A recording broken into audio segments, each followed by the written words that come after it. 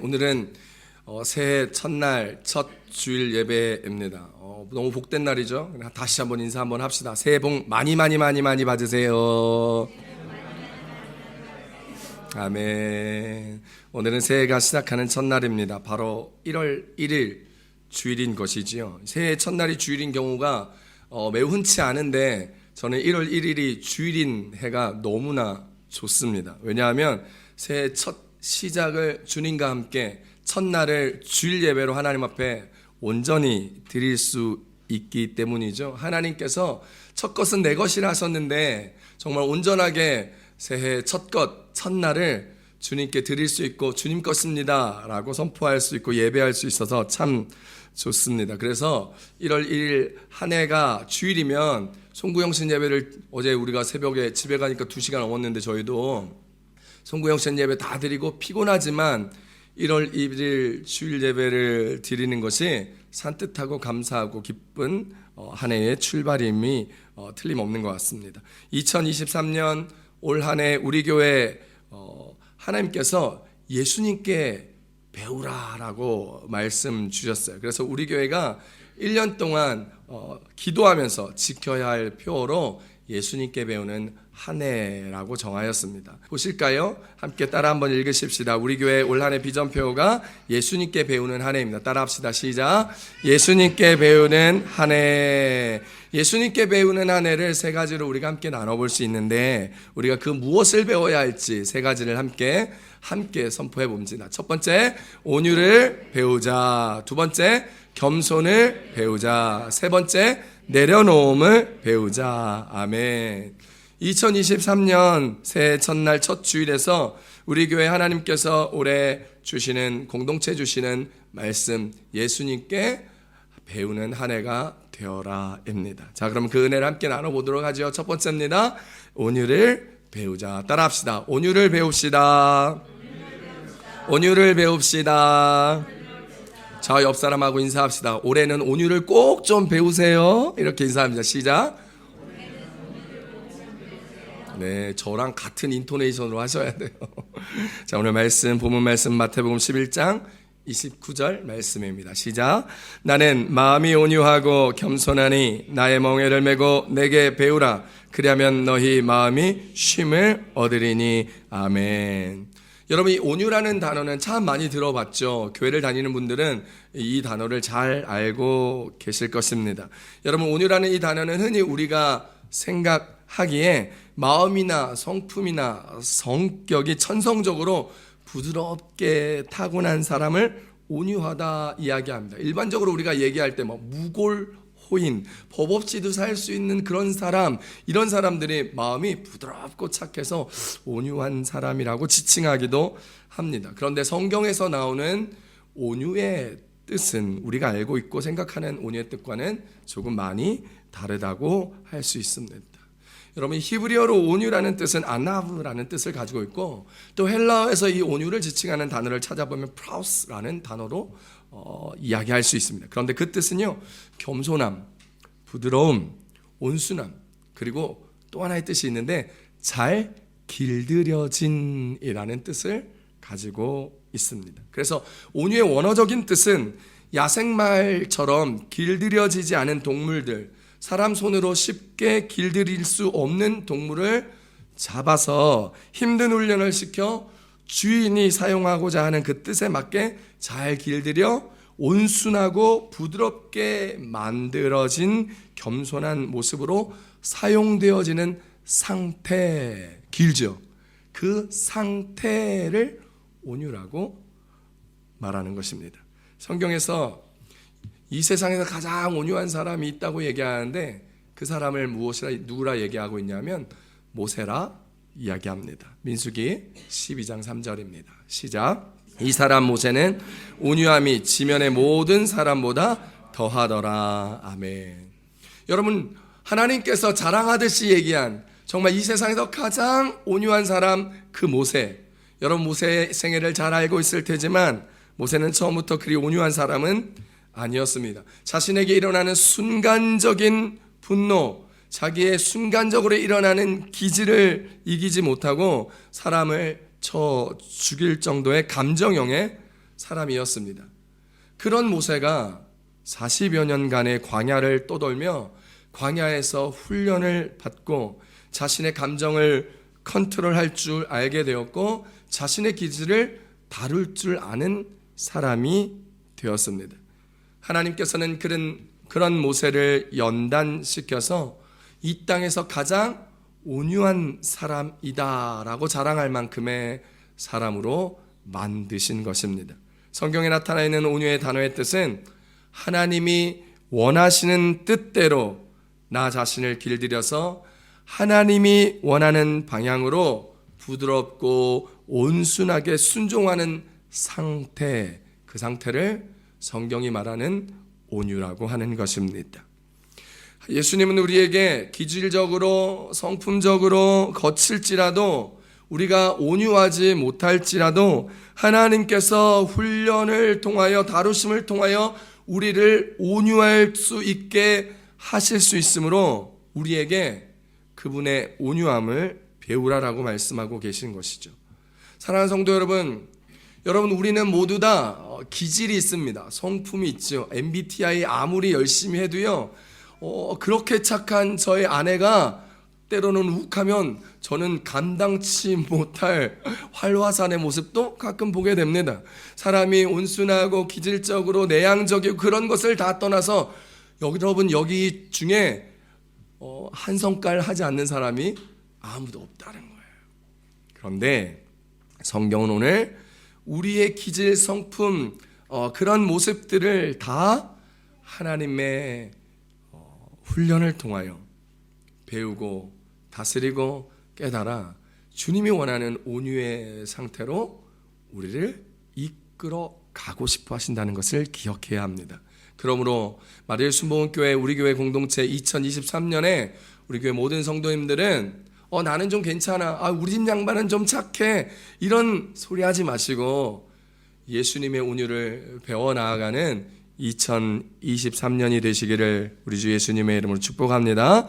우리의 부족한 기질과 성품, 그래서 그 가운데서 배워야 할 온유, 그 온유를요 예수님으로부터 배워야 한다. 성경은 얘기합니다. 성품 좋고 마음 좋고 기질 좋은 누군가에게 배우고 내가 잘 아는 온유한 사람한테 배워 나아가는 것이 아니라 예수님께 직접 배워야 한다라는 것이죠. 그런데요 예수님도 기질이 만만치 않지 않습니까? 무화과 나무를 그냥 저주해버려가지고 말라 비틀어지게 만들 뿐만 아니라 여러분 바리새인들에게 독사의 자식들이라는 입에 담지 못할 그런 저주의 말씀도 하셨던 분. 그런데 예수님도 자신이 하고 싶은 말씀을 한 것이 아니라 자기 뜻대로 하고 싶은 대로 행동한 것이 아니라 하나님이 명령하여 주신 것, 하나님이 말하라 한 것, 하나님 이르라고 한 것만 말씀하셨다라는 거예요. 예수님의 온유는 하나님의 말씀 그대로를 따르는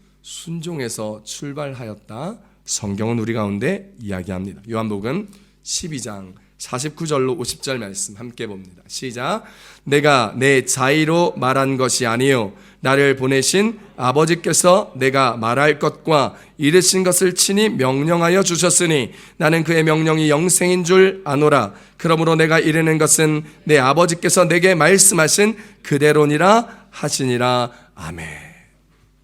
하나님의 본체시고 그 동등함을 취하지 아니하셨던 하나님이신 그분께서 창조주 하나님께서 말하라 이르신 대로, 창조주 하나님께서 명령하여 주신 대로 그 명령을 따라 순종하며 그렇게 말씀하신 그대로 그 이야기를 했다는 것이죠. 예수님의 온유를 배운다는 것은 하나님의 말씀을 그대로 행하는 것에서부터 시작한다는 사실을 기억해야 합니다. 화가 나도 그 화로 말미암아 서로 다투지 아니하고 오래 참으며 서로에게 관용을 베풀며 다른 사람을 용납하는 것, 하나님의 말씀대로 그 일들을 해 나가는 것이 온유를 이루어가는 과정으로 살아가는 것임을 기억하십시오. 디모데후서 2장 24절 말씀입니다. 시작.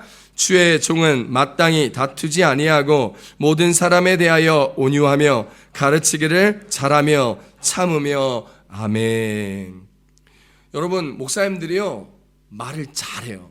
설교를 하고 말하는 스피치 훈련도 하고 하니까 말을 잘합니다.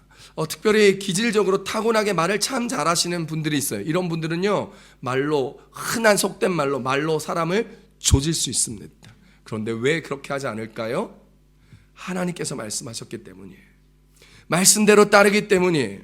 주의 종은 마땅히 다투지 아니하고 모든 사람에 대하여 온유하며 가르치기를 잘하며 참으며. 이것이 비단 주의 종들에게만 이야기하는 것이 아니라 예수 그리스도를 믿는 우리 모두가 서로를 대할 때 온유하며 잘 참으며 다투지 아니하며 관용을 베풀며 서로 사랑하는 것들을 통하여 예수 그리스도의 온유에 한 걸음 한 걸음 다가간다는 사실을 기억할 수 있기를 축복합니다. 그렇게 나의 감정, 나의 상황에 따라 행동하는 것이 아니라 말씀대로 살아가는 것, 자기를 부인하고 자기 십자가를 날마다 지며 살아가게 될 때에 우리는 모세처럼, 예수님처럼 우리의 삶에 온유의 열매를 맺어갈 수 있다는 것을 기억하십시오. 그렇게 될 때 우리가 한 걸음 한 걸음 예수 그리스도의 온유의 열매를 맺어가게 될 때에 하나님이 기뻐하시는 큰 사람이 되어가는 것입니다. 믿음의 그릇이 큰 사람, 신앙의 크기가 큰 사람, 온유의 열매가 이따만한 사람이 될 수 있다라는 것이죠. 하나님과 사람들에게 사랑받고 인정받는 삶을 살아가게 되는 귀하고 복된 그리스도인의 삶을 2023년에 우리가 살아갈 수 있게 되는 것입니다. 사무엘하 22장 36절 말씀입니다. 시작. 주께서 또 주의 구원의 방패를 내게 주시며 주의 온유함이 나를 크게 하셨나이다. 아멘. 하나님의 사람들은 이것을 알았어요. 주님의 은혜 가운데에 하나님의 온유의 열매를 맺어가면 그 온유함이 나를 큰 사람으로 만들어감을 알고 그렇게 말씀을 지켜 살아갔더랬습니다. 그렇게 예수님의 온유함을 배워 믿음의 큰 사람이 되어 온유한 열매를 맺고 온유한 마음으로 사람을 대하면 성경은 그 사람이 축복받을 것인데 어떠한 축복을 받냐 하면 땅을 차지하고 그 땅을 우리의 기업으로 누릴 수 있다 이야기합니다.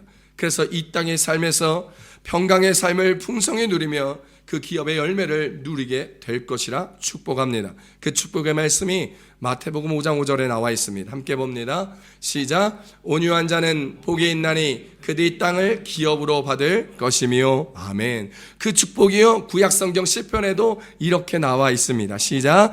그러나 온유한 자들은 땅을 차지하며 풍성한 화평으로 즐거워하리로다. 할렐루야. 온유의 열매를 맺으며 믿음의 큰 사람이 되어 나아갈 때에 하나님은 이 땅의 기업을 축복으로 얻게 될 것이며 그리고 땅을 차지하며 그 안에서 풍성한 화평으로 다른 사람과의 관계를, 다른 사람과의 은혜를 누리며 나아갈 수 있게 되는 것이죠. 그렇게 온유의 삶을 살아가게 되면 성경은 우리의 마음이 넓어진다 이야기합니다.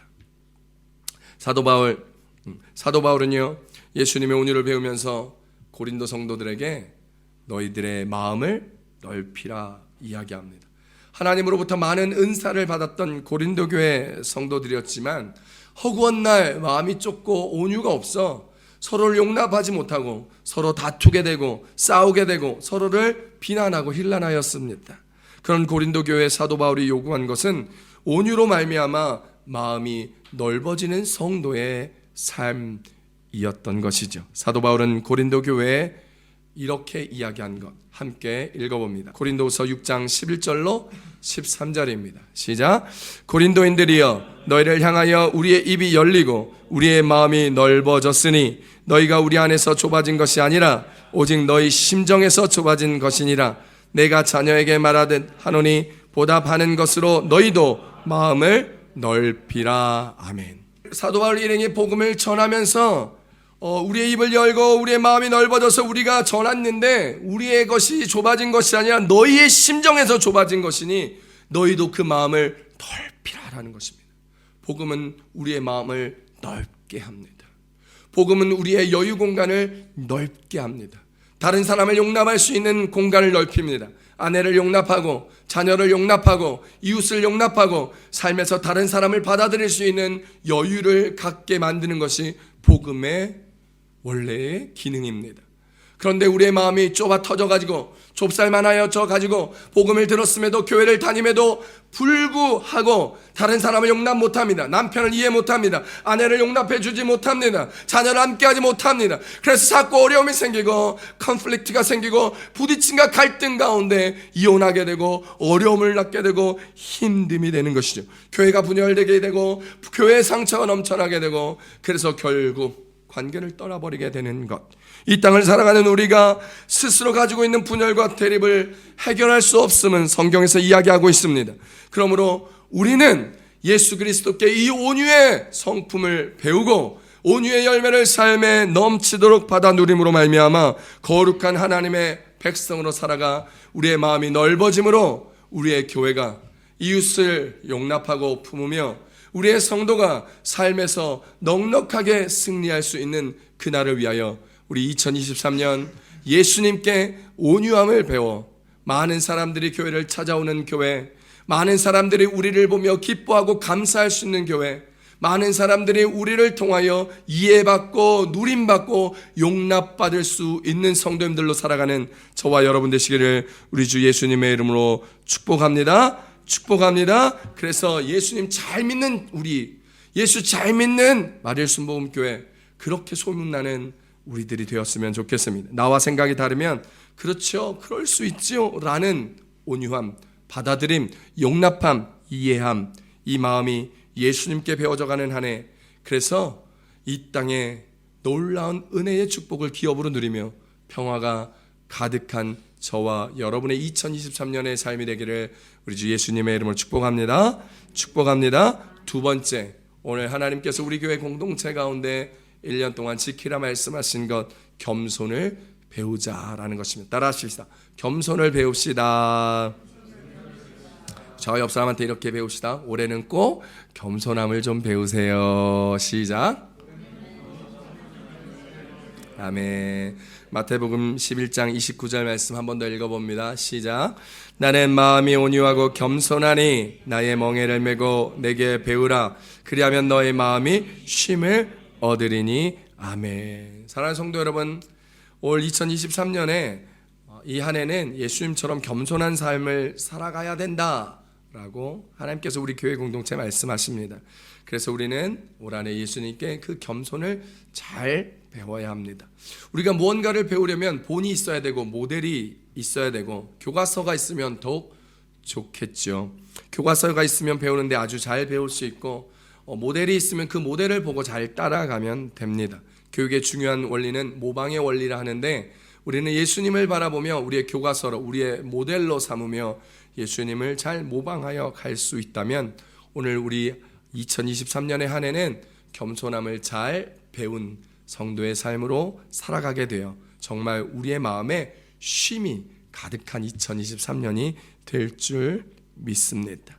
예수님이 우리에게, 예수님 본인에게 배우라 말씀하셨습니다. 친히 우리에게 겸손의 모델이 되고 교과서가 되어 주시겠다 말씀하셨습니다. 사람은요, 배워야 된다는 옛말이 있습니다. 나이가 들어도 배워야 된다라는 거죠. 배워야 성장하더라는 거예요. 여러분 유퀴즈 프로그램 아시죠? 유재석의 유퀴즈가 예전에 좀 서울의 구석구석에 할머니 할아버지들을 찾아간 적이 있습니다. 할머니 할아버지들이 한글을 배우는 장면에 저도 그 예능 프로그램을 워낙 유명해서 짤로 이렇게 다니는 그 짧은 프로그램을 보면서 함께 눈물을 흘린 적이 있어요. 드디어 나이 60이 되고 70이 되어 한글을 배워 글자를 깨달으니 우리 엄마 이름을 쓸 수 있어 그 엄마의 이름을 부를 수 있게 되었다라는 거예요.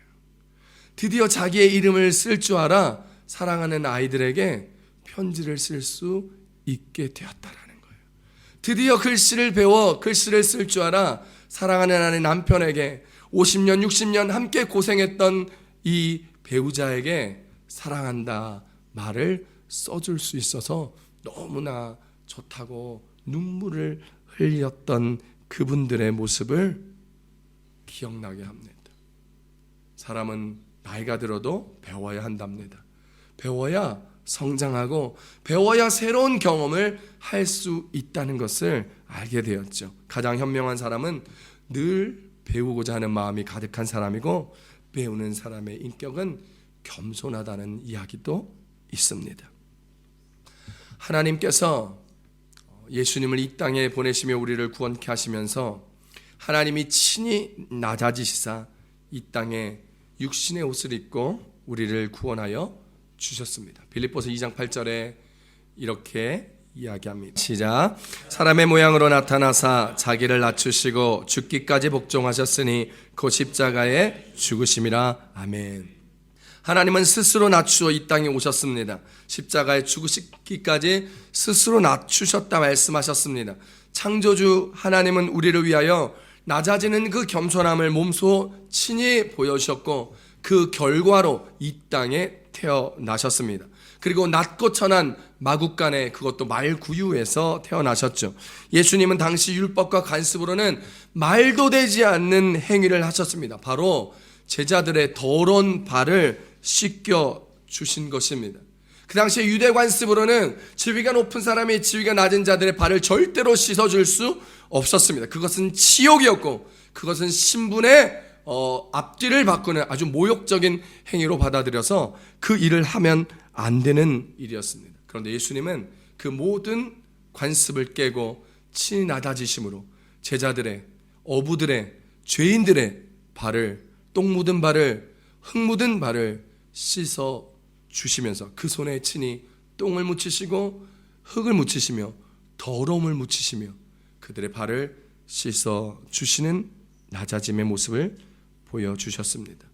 창조주 하나님이시고 사람을 만드신 하나님께서 친히 피조물에게 나아가 세례를 받으셨습니다. 세례 요한에게 가서 친히 세례를 받으셨을 때 세례 요한은 예수님을 향하여 이렇게 고백하였습니다. 요한복음 3장 30절 말씀입니다. 시작.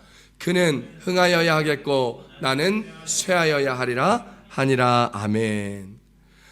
그 예수님께 신끈을 풀고 매는 것도 감당치 못할 세례 요한이 예수님께서 자기에게 와서 세례를 받으시자 그는 이렇게 고백합니다. 그러자 예수님은 세례 요한을 높이게 되죠. 사랑하는 성도 여러분, 2023년도에는 예수님의 겸손함을 배워 다른 사람을 나보다 낮게 여기며 살아갈 수 있는 우리들의 삶이 되시기를 축복합니다. 주님 앞에 우리를 겸손히 낮추는 성도님들 되시기를 바랍니다.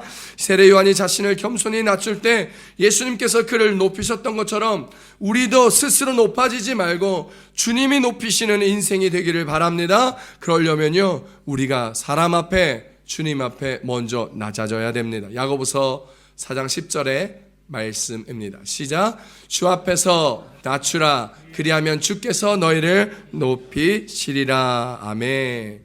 기독교의 위대한 신학자여 성자였던 어거스틴이 어느 날 제자들에게 이런 질문을 받았습니다. 선생님, 세상에서 살아가는 많은 그리스도인들에게 해주실 말씀이 많으실 텐데 그리스도인들의 최고의 덕은 무엇입니까? 라고 얘기하자 성자 어거스틴은 이렇게 이야기합니다. 첫째도 겸손이요, 둘째도 겸손이요, 셋째도 겸손이라고 말씀하셨습니다. 그러자 제자는 그러면 겸손의 반대는 무엇입니까? 라고 이야기하자 교만이다 라고 말하였습니다. 그러자 제자들이 다시 물었습니다. 선생님, 그러면 교만이 무엇입니까? 라고 이야기하자 어거스틴이 이렇게 이야기합니다. 나는 지극히 겸손하다라고 생각하는 것이 교만이다라고 말이죠. 여러분, 많은 사람들은 겸손함에 대하여 이야기할 때 나는 교만하지 않아, 나는 괜찮지, 이 정도면 겸손한 것 아닌가? 라고 생각하는 분들이 많습니다. 그런데 성 어거스틴은 그것이야말로 교만이다 라고 말하는 것이죠. 예수님이 보여주시는 겸손, 성경적 의미에서의 겸손은 무엇보다 먼저 하나님 앞에 나 자신을 낮추는 것이 겸손입니다. 다른 사람에게 나를 낮추기보다 하나님 앞에 나를 낮추어 그분을 나의 구원자로 받아들이며 그분 앞에 엎드려 기도하며 이 세상을 살아가 나의 모든 것을 그분께 맡겨드리는 인생이 될 때 주님께서 그 겸손한 우리의 인생을 보고 주께 맡긴 그 모든 일을 하나님께서 친히 우리의 인생에서 이루어 주시는 삶, 그 삶이 바로 겸손한 자의 삶이며 겸손한 자의 축복이라는 사실을 기억할 수 있게 되기를 우리 주 예수님의 이름으로 축복합니다. 축복합니다. 예수님이 보여주시는 겸손, 그 하나님 앞에 나를 낮추는 그 겸손을 통하여 이 땅에서 쉼을 얻고 하나님이 이루어주시는, 내가 이루는 것이 아니라 하나님께서 내 일을 이루어주시는 이 땅의 축복을 누리며 살아가 우리의 마음의 짐이 평안함을 누리며 삶의 은혜를 누릴 수 있는 우리 모두가 될 수 있기를, 그런 2023년의 축복된 삶이 되기를 우리 주 예수님의 이름으로 축복합니다. 축복합니다. 이 성경 구절 한 번 더 읽어봤으면 좋겠습니다. 빌립보서 2장 5절로 8절까지 말씀입니다. 시작. 너희 안에 이 마음을 품으라. 곧 그리스도 예수의 마음이니 그는 근본 하나님의 본체시나 하나님과 동등함을 취할 것으로 여기지 아니하시고 오히려 자기를 비워 종의 형체를 가지사 사람들과 같이 되셨고 사람의 모양으로 나타나사 자기를 낮추시고 죽기까지 복종하셨으니 곧 십자가에 죽으심이라. 아멘. 성경은 우리 가운데 하나님 그리스도 예수의 이 마음을 품으라 라고 이야기합니다. 자기를 낮추시고 죽기까지 복종하시며 십자가에 죽으신 예수 그리스도의 마음. 사랑하는 성도 여러분, 우리의 겸손함의 끝판왕은 자기를 날마다 부인하고 자기 십자가를 지며 주님 앞에 서는 것입니다. 여러분, 이 마음을 품고 2023년 하나님이 겸손한 자에게 주시는 축복을 누리며 나아가는 우리 모든 성도님들 되시기를 축원합니다. 축원합니다. 올해 우리 교회 공동체 주시는 마지막 은혜의 말씀은 내려놓음을 배우자라는 것입니다. 함께 따라 하십시다. 내려놓음을 배웁시다. 저 옆 사람 한 번 더 인사할까요? 올해는 꼭 내려놓으세요. 시작. 아멘. 오늘 본문 말씀 마태복음 11장 30절 말씀입니다. 시작. 이는 내 멍에는 쉽고 내 짐은 가벼움이라 하시니라. 아멘. 여러분 혹시 랜스 암스트롱이라는 사람을 아시나요? 여러분, 이 랜스 암스트롱이라는 사람은 미국의 사이클 선수입니다. 이 사이클 선수로 열심히 하면서 뚜르드 프랑스에서 이렇게 사이클 타는데 큰 대단한 성적을 내지 못했어요. 그냥 그런 한 30위권 정도의 수준의 사람이었는데 선수 생활을 하다가 어느 날 고환암이 발견되었습니다. 여러분, 사이클을 타니까 이렇게 눌리는 부분에 암이 발생되어서 이 고환암을 적출해내는 수술을 하게 됩니다. 그래서 그때 그 수술이 생존율이 50%가 되지 않는, 수술하면 둘 중 한 사람은 사망에 이르게 되고 나머지 사람 중에도 살지만 암을 극복하지 못하는 사례가 참 많았습니다. 1990년대 상황이었는데 50%가 되지 않는 생존율에서 수술을 하게 되었고 항암 치료를 열심히 받아서 결국 그가 살아나게 되었고 사이클을 다시 탈 수 있게 되었습니다. 당시 그 어려웠던 항암 치료를 이겨내고 극복하고 사이클, 이 지옥의 레이스라고 하는 뚜르드 프랑스를 7년 연속 우승하게 되면서 야, 지옥의 레이스에서 살아나온 인간 승리다, 인간 승리의 아이콘이다, 정말 사이클계의 최고의 영웅이다라는 찬사를 받으며 그가 7년 동안 이 지옥의 레이스, 사이클을 타는 선수라면 누구나 한 번쯤 도전해보고 우승해보고 싶은 이 지옥의 레이스를 사이클을 타고 프랑스 전역을 돌아다니며 승리하였던 이 삶, 7년 연속에 우승했던 인간 아이콘의 이 삶이었습니다. 이 랜스 암스트롱은 한국에서도 암본좌라는 별명을 얻을 만큼 많이 유명하였습니다. 스스로의 암 투병 경험을 바탕으로 암 환자들에 대한 지원과 암 예방과 치료 연구를 후원하는 리브 암스트롱이라는 재단을 설립해서 수많은 사회사업과 많은 사람들을 도와주기도 하였죠. 그런데 실상이 드러났습니다.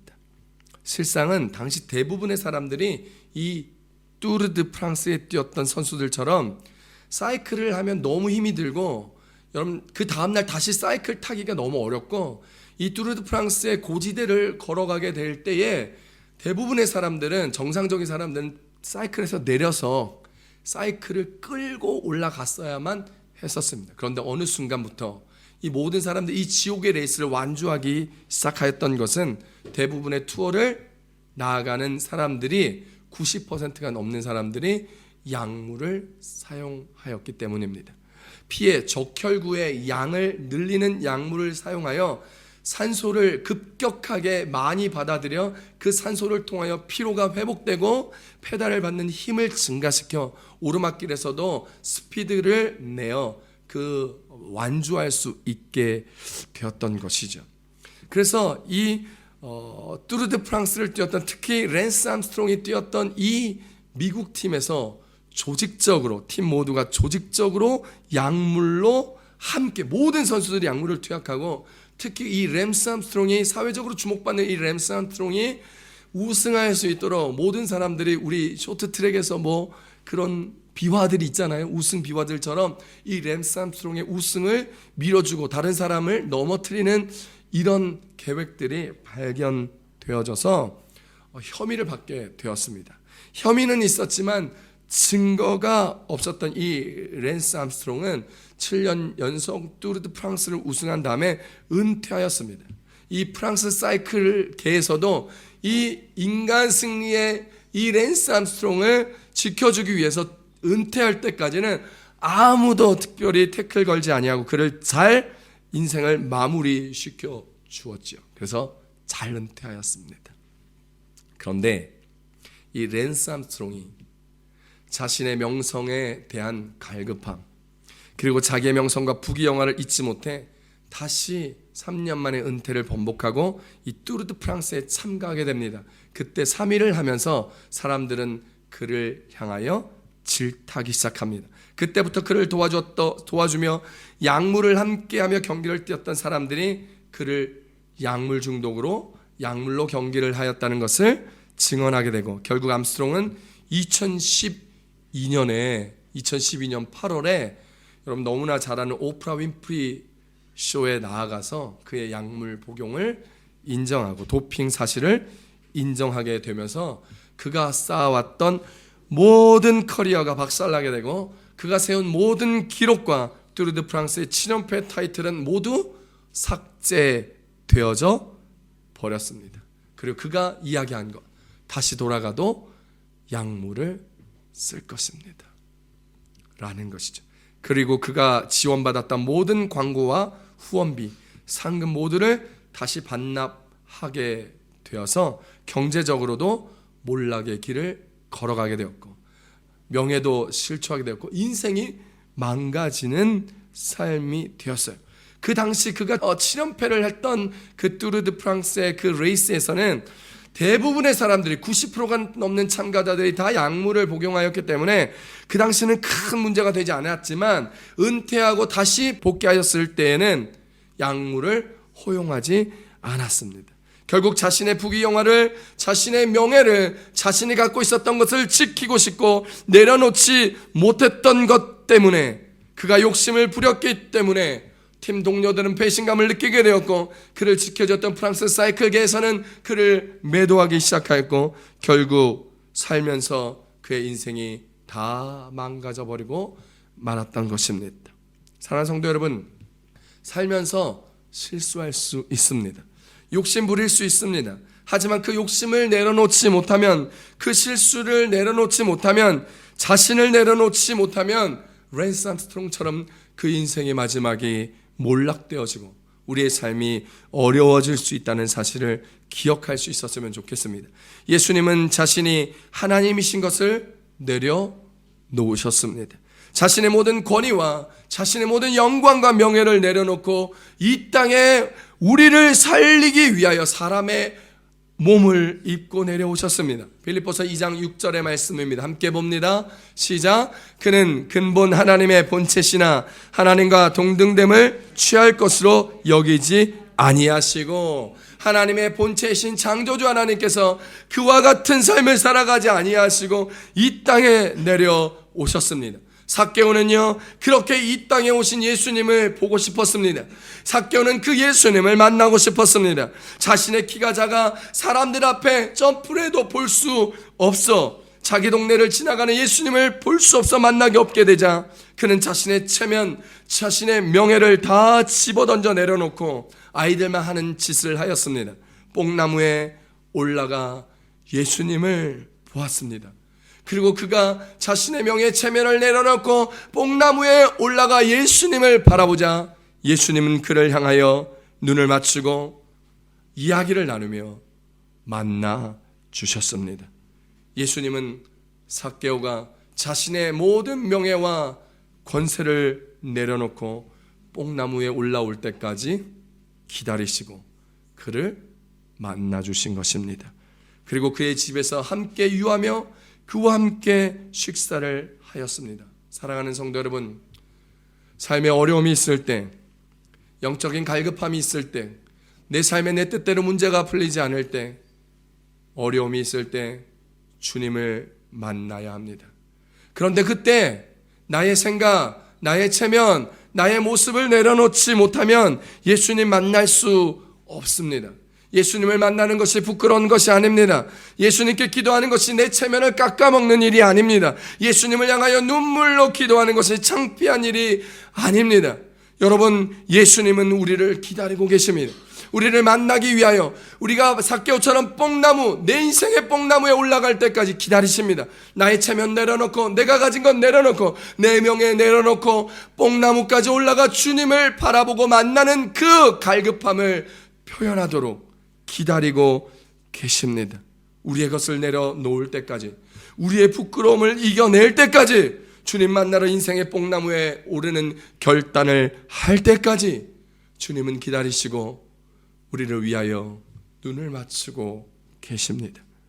우리가 올 한 해 2023년 내가 가진 건 내려놓기만 한다면, 내 체면 내려놓기만 한다면, 내가 가진 그 무엇, 그 어떤 것도 내 자존심 내려놓기만 한다면 오늘 주님은 우리를 만나주시며 우리와 함께 거하시며 우리를 축복해 주시는 우리의 2023년을 만들어 주실 줄 믿으시길 축복합니다. 사랑하는 성도 여러분, 내 생각, 내 체면, 내 욕심, 내 마음 내려놓는 2023년 되시기를 바랍니다. 그 내려놓음이 될 때 하나님 우리를 돌보시고 우리와 함께 하시며 그분의 것으로 우리의 인생을 채우시사 넉넉하고 풍성한 2023년을 맞이하고 걸어가게 해 주실 것입니다.